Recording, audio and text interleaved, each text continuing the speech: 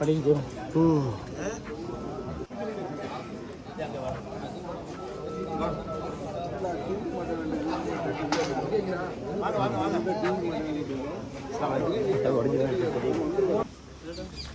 வாங்க.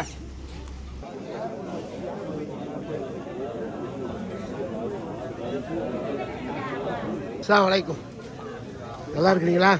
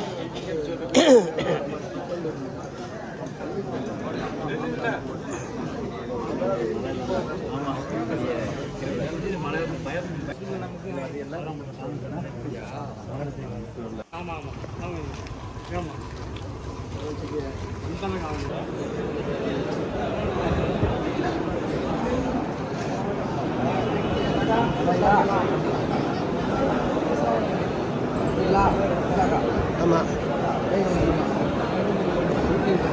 ஓகே.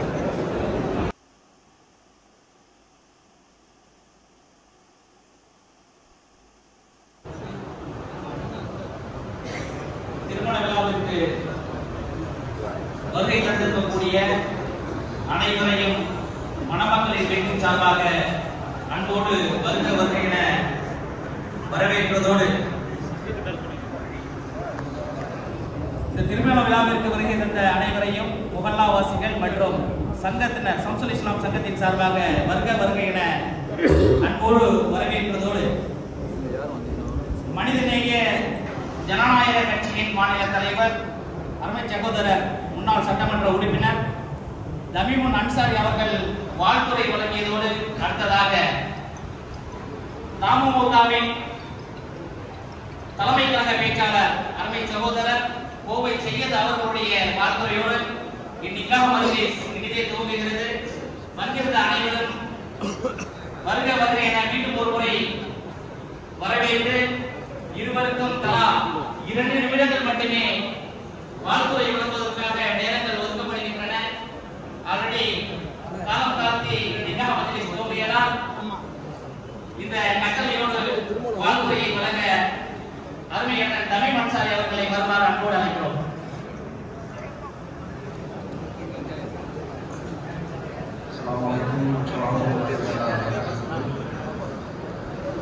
என்னுடைய அருமைக்குரிய சகோதரர் தஹீப் அவர்களுடைய அண்ணன் நைனா முகமது அவர்களுடைய அருமைக்குரிய மகள் மணமகள் நௌஃபா ஆலிமா அவர்களுக்கும் மயிலாடுதுறையை சேர்ந்த மணமகன் குர்ஷித் ஆகி அவர்களுக்கும் இடையிலே இன்னும் சில மணி துளிகளில் நிகழவிருக்கக்கூடிய திருமணம் என்னும் நிக்காஹ் மஜ்லிஸுக்கு வருகை தந்திருக்கக்கூடிய ஜமாத்தார்களே, சகோதர சகோதரிகளே, என்னுடைய அருமைக்குரிய சகோதரர்கள் அண்ணன் பிஎம்ஆர் சதுரின் அவர்களே, சகோதரர் கோவை செய்யன் அவர்களே, ஆட்சிக்குளம் தாகிரன் அவர்களே, அமீன் அவர்களே, தம்பி கீழ்வாந்தி அவர்களே மற்றும் உள்ள அன்பர்களே, இந்த திருமண நிகழ்வில் 2 நிமிடங்கள் மட்டும் வாழ்த்துரை என்று 2 நிமிடம் பேசுவது என்பதுதான் மிகப்பெரிய சிரமம். 2 மணி நேரம் எளிதாக பேசிவிடலாம். 2 நிமிடத்தில் எதை பேசி எதை முடிப்பது என்று தெரியாத ஒரு சூழல். அப்படி இருந்தாலும் ஒரே ஒரு செய்தியை மட்டும் மணமக்களுக்கு சொல்லிவிட்டு அடுத்தது திருமணத்திற்காக மணமக்கள் எனக்காக காத்துக் கொண்டிருக்கிறார்கள். விரைந்து முதலில் பேசிவிட்டு செல்வதற்காக அவர்கள் முன்னால் 2 நிமிடம் பேசுவதற்காக காத்திருக்கிறேன். 1 நிமிடம் முடிந்து விட்டது. இன்னும் 1 நிமிடத்தில் என்ன சொல்ல போகிறோம் என்று சொன்னால் ஒன்றே ஒன்றுதான்.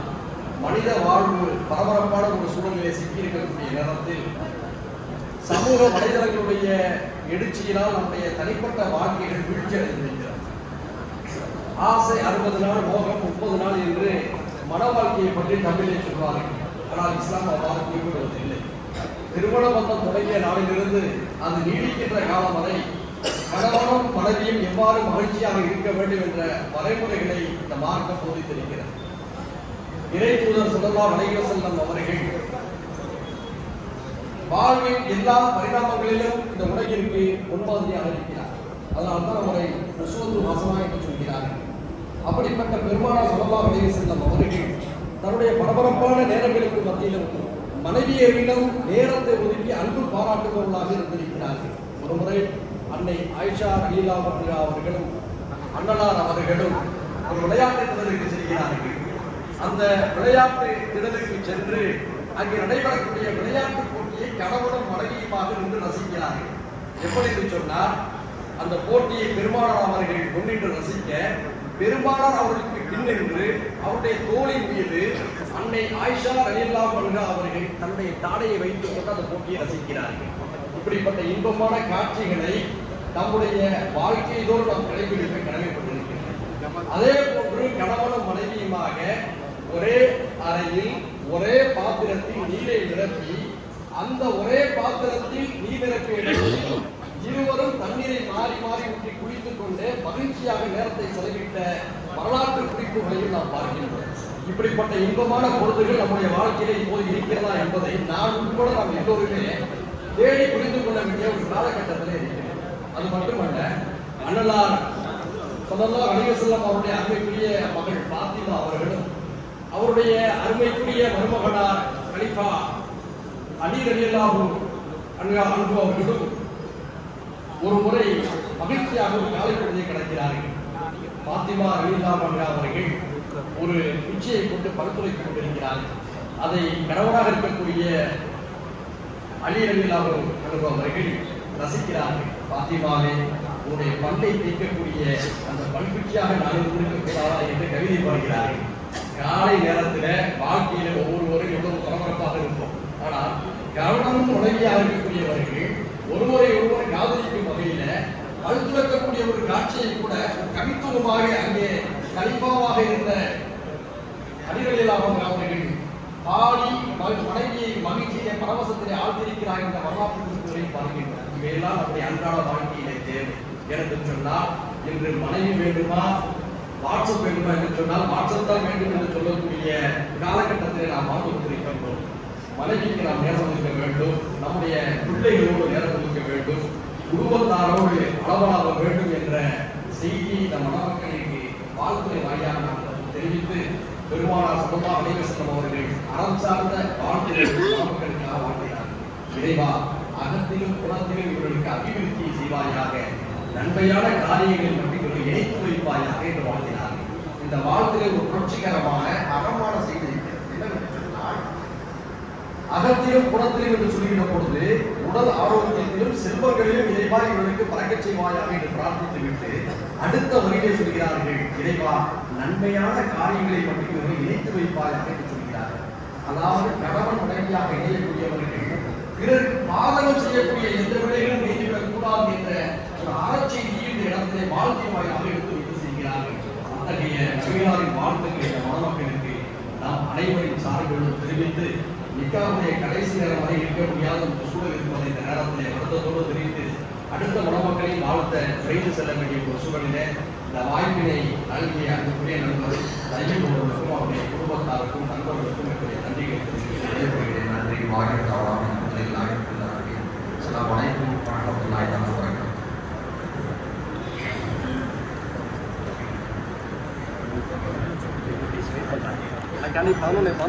அடுத்தபடியாக தமிழ்நாடு முஸ்லிம் மன்றத்தினுடைய தலைமை கழக பேச்சாளர், அதனை மிகவும் பரிச்சயமானவர் கோவை சையத் லக்கா அவர்கள் ஒரு சில நிமிடங்கள் வாழ்த்துரை வழங்குவார்கள்.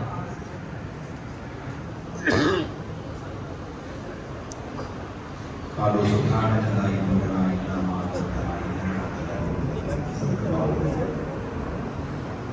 இறைவா, நீ ஞானம் பெற்றவன், நீ பேரறிவாளன், நீ கற்றுக் கொடுத்ததை தவிர வேறு எதுவும் எனக்கு தெரியாது. இது அல்லாஹ்வை பார்த்து வழக்குமார்கள் சொன்னவான். அந்த வார்த்தையிலேயே என்னுடைய வார்த்தையை தோன்றுகின்றேன். அல்லாஹ்வுடைய மாபெரும் கிருபையிலே சங்கைக்குரிய உலமா பெருமக்கள், ஜமாத்துக்காரர்கள், சமூக சிந்தனையுடைய இந்த சமூகத்துக்காக போராடி கொண்டிருக்கிற போராளிகள் அனைவரும் சங்கமித்திருக்கின்ற ஒரு மகிழ்ச்சிகரமான தருணத்திலே நாம் இங்கே அமர்ந்தோம். நம்முடைய நெய்னா முகமது அவர்களுடைய அன்பு புதல்வி நௌஃபா அவர்களும் மணமகன் அலி அவர்களும் அவர்களை இணைத்து வைக்கின்ற நபிகள் நாயகம் ஸல்லல்லாஹு அலைஹி வஸல்லம் அவர்கள் சுன்னத்தாக நம் மீது விதித்திருக்கிற ஒரு அழகிய தருணத்திலே இந்த நிக்காஹுடைய சபையிலே நாம் அமர்ந்திருக்கிறோம். நபிகள் நாயகம் ஸல்லல்லாஹு அலைஹி வஸல்லம் அவர்களை பார்த்து சஹாபா கேட்டார்கள், மார்க்கம் என்றால் என்ன என்று கேட்டார்கள். அப்போது நபிகள் நாயகம் ஸல்லல்லாஹு அலைஹி வஸல்லம் சொன்னார்கள், நலம் நாடுவது என்று சொன்னார்கள். நலம் நாடுவது என்றால் மனித குலத்திற்கு நலம் நாடு, பிறர் நலம் நாடு. இப்படி பிறர் நலம் நாடக்கூடிய அளவிலேதான் ஒவ்வொரு இடங்களிலும் மனிதர்கள் இருக்க வேண்டும் என்பதை நபிகள் நாயகம் ஸல்லல்லாஹு அலைஹி வஸல்லம் அல்லாஹ் தன்னுடைய திருமறையிலே பார்க்கும் நிசாக சதுக்காத்து என்ன நிகழா என்று சொல்கிறார். நீங்கள் திருமணம் செய்யக்கூடிய பெண்ணுக்கு அவருடைய கொடையை கொடுத்து நீங்கள் திருமணம் செய்யுங்கள் என்று சொல்லுவதன் மூலமாக அல்லாஹ் இடத்திலே என்ன எதிர்பார்க்கிறார் என்று சொன்னால், ஒரு ஆண் ஒரு பெண்ணுக்கு எல்லா விதமான இன்பங்களையும் கொடுத்து வாழ வேண்டும் என்பதை தத்துவமாக இஸ்லாம் நமக்கு கற்பிக்கிறது. அங்கே இருந்துதான் நல்ல குடும்பம் உருவாக்குகிறது, அங்கே இருந்துதான் நல்ல சமூகம் உருவாக்குகிறது, அங்கே இருந்துதான் ஒரு நல்ல தேசம் உருவாக்குகிறது. அதற்கு அடித்தளமாக குடும்பம் அமைந்திருக்கிறது. அதனால்தான் யாரெல்லாம் திருமணத்திற்கு சக்தி பெற்றிருக்கிறார்களோ அவர்கள் அனைவரும் திருமணம் கட்டாயமாக செய்ய வேண்டும் என்று இஸ்லாம் சொல்கிறது. திருமணத்திற்கு சக்தி பெற்றவர்கள். அந்த அடிப்படையிலே நம்முடைய மார்க்கத்தோடு மிகப்பெரிய அளவிலே தொடர்புடைய சகோதரர்கள், அதே மாதிரி சமூக அமைப்போடு தொடர்புடைய சகோதரர்களாக நம்முடைய நெய்னா அவர்களும் சகோதரர் தையீப் அவர்களும் தொடர்ந்து அவர் லண்டனிலே இருக்கிற காலங்களிலே நாம் எங்களோடு பேசாத நாட்கள் இருப்பார். அப்படி தொடர்புடைய இருப்பார். இந்த சமூகத்தை பற்றியான அக்கறை, கவலை, அதை பற்றியான பல்வேறு சூழ்நிலைகளிலே எங்களோடு பகிர்ந்து கொள்ளக்கூடிய அந்த சூழ்நிலையை பார்க்கிறோம். அவருடைய சகோதரர் இப்ராஹிம் அவர்களை அதே போலத்தான் அவர்களும் ஒவ்வொரு காலகட்டங்களிலும் அதே மாதிரி துபாய் போன்ற நாடுகளிலே மர்கஸ்களிலே அவருடைய பங்களிப்பு இருந்தது. அதன் அடிப்படையிலே தான் இந்த திருமணத்திலே நாங்கள் கலந்திருக்கிறோம். இப்போ மணமகனுக்கு நான் வைக்கக்கூடிய கோரிக்கை என்னவென்றால், இந்த சமூகத்திற்கு சேவையாற்றுகின்ற மிகப்பெரிய கடமை நம் மீது இருக்கிறது. நாம் வாழ்கின்ற நாடு அப்படிப்பட்ட ஒரு சூழலிலே இருக்கிறது. ஒவ்வொருவரும் மிகப்பெரிய பங்களிப்பை இந்த சமூகத்திற்கு செய்ய வேண்டியது. மனித குலம் சீரழித்துக் கொண்டிருக்கிற இந்த காலகட்டத்தில் அந்த மனித குலத்திற்கு ஏதாவது ஒரு நன்மை செய்கின்ற வாய்ப்பை நீங்கள் அனைவரும் பயன்படுத்திக் கொள்ள வேண்டும். அதைத்தான் இந்த மணமகனுக்கு நான் ஒரு உபதேசமாக வைக்கிறேன். நீங்கள் சமூகத்தோடு தொடர்புடையவர்களாக, பிற மக்களை பற்றி கவலைப்படக்கூடியவர்களாக, அவர்களுக்கு சேவை ஆற்றக்கூடியவர்களாக, அவர்களுக்கு நன்மையை ஏவி தீமையை தடுக்கக்கூடிய பங்களிப்பாளர்களாக நீங்கள் இருக்க வேண்டும். அதுதான் நாளை மறுமை நாளிலே அல்லாஹ்வுடைய சொர்க்கத்திலே நம்மை கொண்டு போய் இருத்தும், அது நன்மைகளை குவிக்கும். எனவே சமூக சிந்தனையை பரவலாக்குங்கள். உங்களுக்கு அல்லாஹ் தந்திருக்கிற ஆற்றலை, அறிவை இஸ்லாமயமாக்குங்கள். அது உங்களோடு முடிந்துவிடக்கூடாது. உங்களுக்கு அல்லாஹ் செய்திருக்கிற ஞாபகத்துகளை, அது பொருளாதார ஞாபகத்தாக இருக்கலாம், அறிவாக இருக்கலாம், ஆற்றலாக இருக்கலாம், எழுத்துப்படியாக இருக்கலாம், பேச்சாற்றலாக இருக்கலாம், அல்லது உங்கள் உடல் பலமாக இருக்கலாம். இவைகளை எல்லாம் அல்லாஹ்வுடைய பாதையிலே செலவழிப்பது எப்படி என்பதை பற்றி நீங்கள் தெரிந்து அதன் மூலமாக ஒரு நல்ல சமுதாயத்தை கட்டமைப்பதற்கு நீங்கள் இருவரும் மிக உபகாரமாக இருக்க வேண்டும். அதன் மூலமாக அல்லாஹ் உங்களுடைய குடும்பத்தை செல்வ செழிப்பு மிக்க குடும்பமாக, பரக்கத் அபிவிருத்தி நிறைந்த குடும்பமாக, குறைந்தது ஒரு 10 குழந்தைகளையாவது பெற்றெடுக்கிற குடும்பமாக உங்கள் குடும்பம் இருக்க வேண்டும். 10 குழந்தைகள் என்பது சொல்லும்போது முகத்திலே சிரிப்பு தெரிகிறது, உங்கள் எல்லோரிடத்திலும் ஒரு மகிழ்ச்சி தெரிகிறது. அது என்ன 10 குழந்தை? நபிகள் நாயகம் ஸல்லல்லாஹு அலைஹி வஸல்லம் சொல்கிறார்கள், எந்த பெண் அதிகமான குழந்தையை பெற்றெடுக்கிறாளோ அந்த பெண் சொர்க்கத்திலே இருப்பாள் என்று சொல்கிறார். எனவே சொர்க்கத்தில் செல்வது எவ்வளவு சிரமமான காரியம். அதை நீங்கள் குழந்தைகள் பெற்றெடுத்து வளர்த்துவதன் மூலமாக அல்லாஹ் உங்களுக்கு அந்த பாக்கியத்தை தருகிறான்.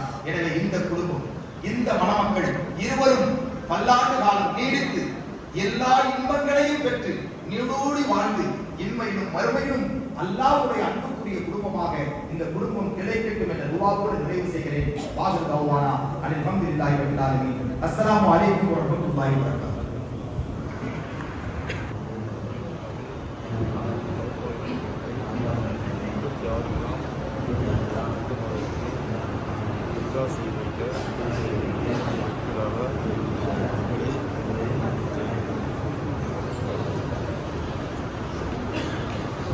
அஸ்ஸலாமு அலைக்கும் வரஹ்மத்துல்லாஹி வபரகாத்துஹு.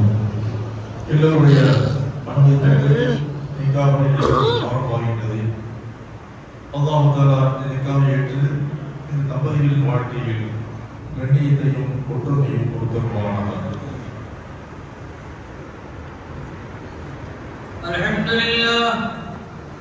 الحمد لله الذي نحمده ونستعينه ونستغفره ونؤمن به ونتوكل عليه بالغدو والآصال ونعوذ بالله من شرور أنفسنا ومن سيئات أعمالنا من يهده الله فلا مضل له ومن يضلل فلا هادي له ونشهد أن لا إله إلا الله وحده لا شريك له ونشهد أن سيدنا محمدا عبده ورسوله أرسله بالهدى ودين الحق ليظهره على الدين كله ولو كره المشركون صلى الله على سيدنا محمد المختار وآله الأطهار وأصحابه الأخيار آناء الليل وأطراف النار ما تزودت الرجال بالأبكار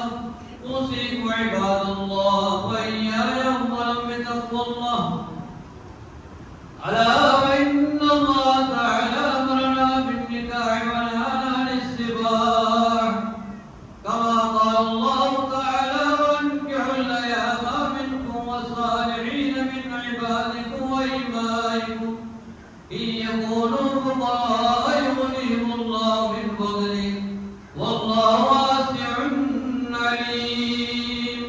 وقال النبي صلى الله عليه وسلم تناكحوا وتوالدوا وتكاثروا فإني أباهي بكم الأمم يوم القيامة ولو بالسقط.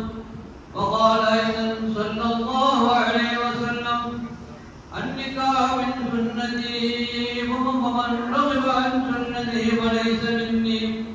وأقول قولي هذا وأستغفر الله العظيم لي ولكم وأستعفي عني وعنكم وعن جميع المسلمين والمؤمنين أجمعين واستغفروه إنه هو الغفور الرحيم.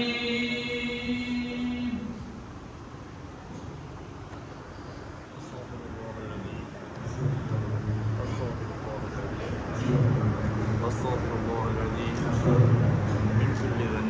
من كل ذنب وخطيئة وأتوب إليه وأسأله التوبة. بسم الله والحمد لله والصلاة والسلام على سيدنا محمد وعلى آل سيدنا محمد. أزملك على ما أمر الله تعالى بإمساك بمعروف وتسريح بإحسان.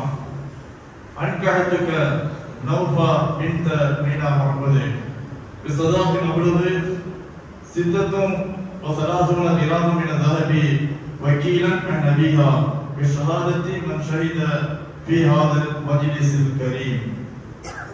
قبلت نكاحها وتزويجها بالصداق المذكور ورضيت به وبها. ஜனாப் நைனா முகமது அவருடைய மகள் நோஃபா என்ற பெண்ணை 36 கிராம் தங்கமாருக்கு அந்த பெண்ணுடைய தகப்பனாருக்கு வக்கீலாக இருந்து உங்களுக்கு நிக்காஹ் செய்து சேர்த்து தந்தேன். சொல்லப்பட்ட 36 கிராம் தங்கமாருக்கு நோஃபா என்ற பெண்ணை என்னுடைய மனைவியாக மனப்பூர்வமாக ஏற்றுக்கொண்டேன். ஜனாப் நைனா முகமது அவருடைய மகள் நோஃபா என்ற பெண்ணை 36 கிராம் தங்கமாருக்கு அந்த பெண்ணுடைய தகப்பனாருக்கு வக்கீலாக இருந்து இங்கு குழுமியிருக்கும் சபையில் சாட்சியாக உங்களுக்கு நிக்காஹ் செய்து சேர்த்து தந்தேன். இப்பொழுது சொல்லப்பட்ட 36 கிராம் 36 கிராம் அந்த மகளுக்கு நௌஃபா என்ற பெண்ணை என்னுடைய மனைவியாக மனப்பூர்வமாக ஏற்றுக்கொண்டேன் بارك الله لك وبارك عليك وجمع بينكما في خير. الفاتحة. اللهم صل على سيدنا محمد وبارك وسلم عليه. اللهم أعنا على ذكرك وشكرك وحسن عبادتك. اللهم بارك لنا في رجب وشعبان وبلغنا رمضان. اللهم طهر قلوبنا من النفاق وأعمالنا من الرياء وألسنتنا من الكذب وأعيننا من الخيانة فإنك تعلم خائنة الأعين وما تخفي الصدور. ربنا هب لنا من أزواجنا وذرياتنا قرة أعين واجعلنا للمتقين إماما. يا الله நாங்கள் அறிந்தோ அறியாமலோ தெரிந்தோ தெரியாமலோ இரவிலோ பகலிலோ கூட்டாகவோ தனியாகவோ செய்த எல்லா சிறிய பெரிய பாவங்களை மன்னித்தருள்வாயாக. யா அல்லாஹ் எங்களுடைய பெற்றோர்கள் உஸ்தாத்மார்கள் மனைவி மக்கள் யா அல்லாஹ் எங்களுடைய பிள்ளைகள் அனைவருடைய வாழ்க்கை நடந்த பாவங்களை மன்னிப்பாயாக. யா அல்லாஹ் குறிப்பாக அந்த தம்பதிகள் யா அல்லாஹ் அறியாமல் தெரியாமல் ஏதேனும் பாவங்கள் நடந்திருந்தால் யா அல்லாஹ் பாவங்கள் பரிசுத்தமாகி பரிசுத்தமான வாழ்க்கையை வாழக்கூடிய பாக்கியத்தை தருவாயாக. யா அல்லாஹ் இன்றைய நாள் இவர்களை சேர்த்து வைப்பதற்காக நாங்கள் எவ்வாறு சந்தோஷமாக யா அல்லாஹ் ஒன்று கூடியிருக்கிறோமோ இதே போன்று சந்தோஷமாக இவர்களை யா அல்லாஹ் சொர்க்கத்திலும் ஒன்றாக வாழக்கூடிய தம்பதிகளாக வாழக்கூடிய பாக்கியத்தை தருவாயாக. யா அல்லாஹ் ஒருவரை ஒருவர் புரிந்து நடக்கக்கூடிய விட்டுக் கொடுக்கக்கூடிய மனப்பான்மையோடு நடக்கக்கூடிய தம்பதிகளாக ஆக்கி வைப்பாயாக. யா அல்லாஹ் இந்த தம்பதிகளுடைய வாழ்க்கையிலே சாலிஹான ஹாஃபில்கள் ஆலிம்கள் தாயிகள் வரக்கூடிய நல்லடியார்களான தீன்தாரிகளை உருவாக்குவாயாக. யா அல்லாஹ் எங்களுடைய வாழ்க்கையிலே எல்லா விதமான நலவுகளையும் தருவாயாக. யா அல்லாஹ் இந்த மஜ்லிஸிலே யாரெல்லாம் திருமணம் எடுத்து குழந்தை இல்லாமல் எல்லாம் எதிர்பார்த்து கொண்டிருக்கிறார்களோ யா அல்லாஹ் அனைவருக்கும் சாலிஹான குழந்தை பாக்கியத்தை நசீபாக்கி தருவாயாக. யா அல்லாஹ் நடந்து முடிந்த சமீப காலத்திலே முடிந்த தம்பதிகளையும் யா அல்லாஹ் ஒற்றுமையாக விட்டு கொடுத்து நேசமாக பாசமாக நடக்கக்கூடிய பாக்கியத்தை தருவாயாக. யா அல்லாஹ் உலகத்திலே வாழக்கூடிய முஸ்லிமான முஃமினான யா அல்லாஹ் கணவன் மனைவி யாரெல்லாம் ஒற்றுமை இல்லாமல் மனக்கவலையுடன் வாழ்ந்து கொண்டிருக்கிறார்களோ அவர்களுக்கு மத்தியிலே உண்மையான பாசத்தை நேசத்தை ஒற்றுமையை இணக்கத்தை ஏற்படுத்துவாயாக. யா அல்லாஹ் இந்த திருமணத்திலே உனக்கு யா அல்லாஹ் என்னென்ன விருப்பமான விஷயங்கள் நடந்ததோ அனைத்து நல்ல அமல்களையும் பொருந்திக் கொள்வாயாக. யா அல்லாஹ் மனிதன் என்ற ரீதியிலே எங்களை அறியாமல் ஏதேனும் தவறுகள் பாவங்கள் குறைகள் நடந்திருந்தால் யா அல்லாஹ் இந்த துஆவின் பரக்கத்தினால் அந்த தவறுகளை குறைகளை மன்னித்து விடுவாயாக. யா அல்லாஹ் இந்த தம்பதிகளை யா அல்லாஹ் ஹஜ் உம்ரா செய்யக்கூடிய தம்பதிகளாக ஆக்கி வைப்பாயாக. யா அல்லாஹ் அதிகமாக நல்ல அமல்கள் செய்யக்கூடிய யா அல்லாஹ் குர்ஆன் ஓதக்கூடிய உன்னை அதிகமாக திக்ர் செய்யக்கூடிய தம்பதிகளாக ஆக்கி வைப்பாயாக. யா அல்லாஹ் இவருடைய வாழ்க்கையிலே யா அல்லாஹ் எல்லா விதமான கைதுகளின் பரக்கத்துகளின் மழையை மாதிரி கொட்டுவாயாக. யா அல்லாஹ் எங்கள் அனைவருடைய வாழ்க்கையிலே யா அல்லாஹ் பரக்கத் செய்வாயாக. யாரெல்லாம் ஹஜ் உம்ரா செய்யக்கூடிய யா அல்லாஹ் ஆர்வத்தோடு இருக்கிறோமோ அனைவருக்கும் ஹஜ் உம்ரா செய்யக்கூடிய பாக்கியத்தை தருவாயாக. கடன் பட்டவுடன் கடனை அடைக்க உதவி செய்வாயாக. நோயாளிகளுக்கு ஷிஃபாவை தருவாயாக. யா அல்லாஹ் எங்களது ஆக்களை கபூல் செய்து கொள்வாயாக. اللهم إنا نسألك من خير ما سألك منه نبيك محمد صلى الله عليه وسلم ونعوذ بك من شر ما استعاذك منه نبيك محمد صلى الله عليه وسلم. ربنا آتنا في الدنيا حسنة وفي الآخرة حسنة وقنا عذاب النار. ربنا رب ارحمهما كما أنت التواب الرحيم. صل يا رب على النبي سيدنا محمد وعلى آله وصحبه أجمعين. آمين. سبحان ربك رب العزة عما يصفون وسلام على المرسلين والحمد لله رب العالمين. அஸ்ஸலாமு அலைக்கும். அதிரி மன்சூர் கடந்த 2.5 வருஷமாக கிரியேட்டிவிட்டி என்ற யூடியூப் சேனலில் அல்ஹம்துலில்லாஹ் சிறப்பான முறையில் நடத்திட்டு இருக்காங்க. அவசியம் சப்ஸ்கிரைப் பண்ணாதவங்க அவசியம் சப்ஸ்கிரைப் பண்ணிக்கிடுங்க.